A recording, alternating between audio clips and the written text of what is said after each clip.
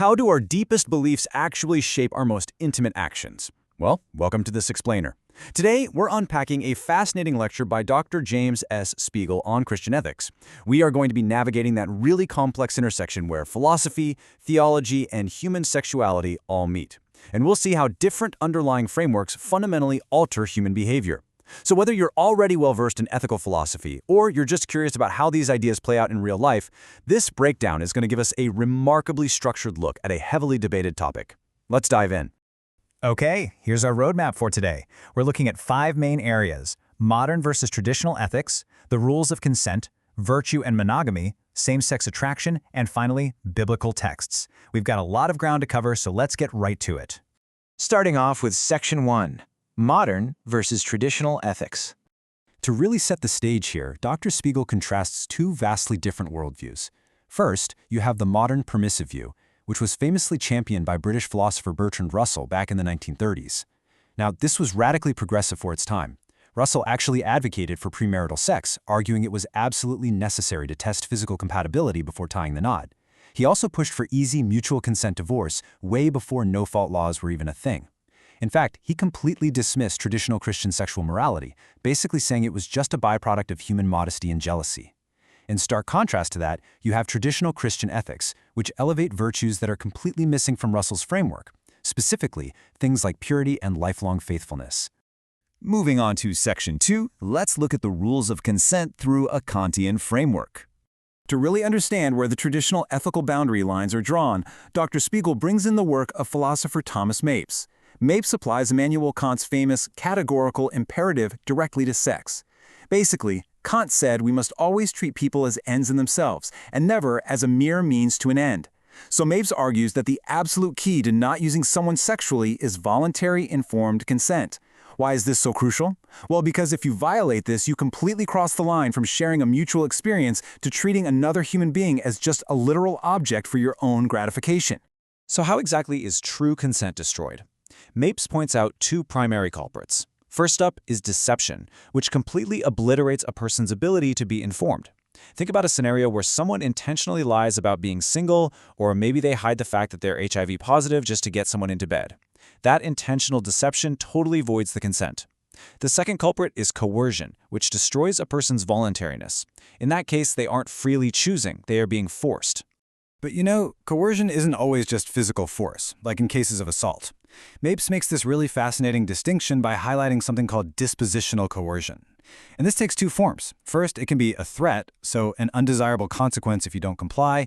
Picture a professor telling a student, if you don't sleep with me, I'm going to fail you. Or on the flip side, it can be an offer, an inducement to comply. That's the professor saying, hey, if you sleep with me, I'll guarantee you get an A. Both of those scenarios leverage power to bypass true voluntary consent, which makes the act deeply unethical. All right, Section 3, virtue and monogamous marriage. Let's look at the Aristotelian angle. Here, Dr. Spiegel introduces philosopher Roger Scruton, who makes an Aristotelian case for traditional marriage. Now, pop culture loves to tell us that a vow of lifelong commitment completely stifles passion. You know the old joke, right? Is there sex after marriage? But Scruton argues the exact opposite. He says that because erotic love is fundamentally about total union, it's incredibly vulnerable to jealousy. So Scruton posits that a solemn monogamous vow actually provides the secure, safe boundary needed to eliminate that jealousy. And by doing that, it allows erotic love to thrive, ultimately enhancing human happiness. But does that philosophical theory actually hold up in the real world? Well, the empirical data says yes. Researchers Waite and Gallagher found statistics that pretty much directly challenge Bertrand Russell's old theory about living together being a helpful trial run. The data actually shows that cohabiting couples experience higher divorce rates if they eventually do marry. And to put it in perspective, on average, they are statistically less sexually faithful, less happy overall, and even exhibit higher rates of interpersonal violence compared to married couples. This traditional viewpoint is summed up so sharply by C.S. Lewis. He talks about the monstrosity of sex outside of marriage. And he's not just being dramatic for the sake of it. He's pointing out that it artificially isolates the physical union from the emotional, financial, and spiritual unions that are meant to go right along with it. It's kind of like taking a single piece of a giant puzzle and trying to force it to be the entire picture. Taking this from philosophy over to profound theology, Dr. Spiegel draws a really fascinating parallel between the human family and the Holy Trinity. So in classical Christian doctrine, the Holy Spirit proceeds from the eternal union of the Father and the Son. Analogously, human procreation mirrors this exact divine reality. From the loving union of a human father and mother proceeds a child, who shares that same human nature. This analogy is used in the lecture to heavily underscore just how profoundly sacred human sexuality is within the Christian worldview. Okay, moving into Section 4, analyzing same-sex attraction, looking at both the science and the ethics. To make sure we're being super precise here, Dr. Spiegel adopts terminology from ethicist Scott Ray, drawing a very strict line between attraction and practice. Having a same-sex attraction is a disposition, it's an orientation, it is a state of being. Homosexual practice, on the other hand, refers to the actual activity or conduct.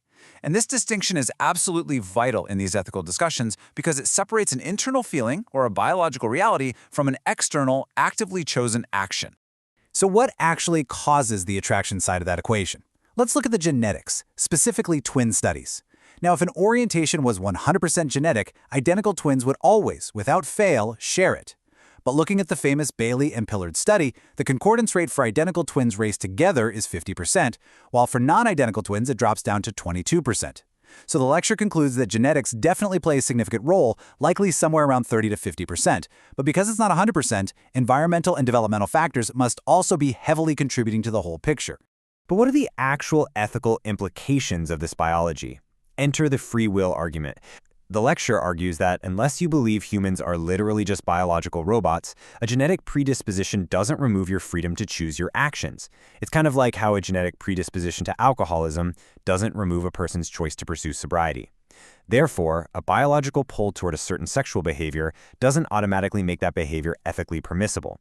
However, and this is a big however, Dr. Spiegel stresses that this reality demands immense compassion and sensitivity for those who are navigating these really deep internal dispositions.